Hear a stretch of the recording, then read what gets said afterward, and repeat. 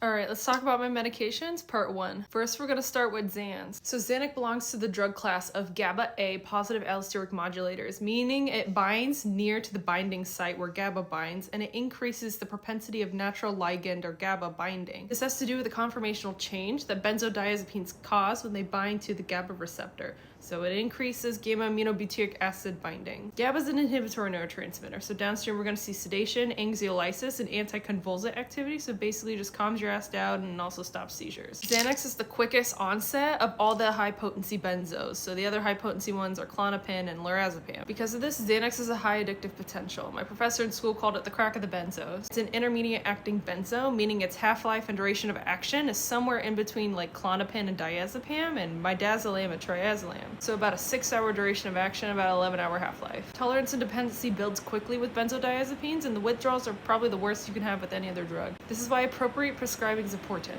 Benzos can be really good life-saving drugs, or they can be hell on earth. So appropriate usage. As-needed therapy is appropriate when transitioning onto another medication like an SSRI, or as needed for panic disorder. A fast onset is preferred with panic attacks, and again should be used sparingly. We use benzodiazepines for alcohol withdrawal, end-of-life care with hospice patients, seizures, pre-procedural sedation and anxiolysis with like IUD insertion or before you go into an MRI. Some people even use it when they get on the planes. Benzos are also used for like cocaine, meth, and stimulant overdose, and then also used for catatonia as like a lorazepam challenge test. We use them all the time in the hospital. Where you get into trouble with these meds is when you schedule them out the gate and build a reliance with them, dependency. For completion, they interact with alcohol because of similar activity, and then also increase the risk of respiratory depression with opioids. They're not generally prescribed to elderly patients. They're on something called the Beers list. They can cause sedation, dizziness, coordination issues, confusion, cognitive impairment, falls and fractures. And in elderly especially, we can see accumulation due to decreasing function of organs, so a decrease in metabolism and excretion. When I had a doctor's appointment a few weeks ago, like the first time with this provider, she wanted to put me on Klonopin scheduled daily and as-needed Xanax on top. This is not appropriate. I know it sounds harsh, but creating dependency is not good medicine. Patients don't know any better. They get like 90 quantity Xanax, 5 refills, and they just keep taking it. Then they get stuck on it, and a lot of providers don't know how to take them off. She actually said to me, "You know these meds better than I do. What do you think about Abilify?" If you guys have watched my content for long enough, you know how I feel about off-label prescribing of antipsychotics. But in this case, I knew better because I'm a pharmacist. Next, let's talk about trazodone.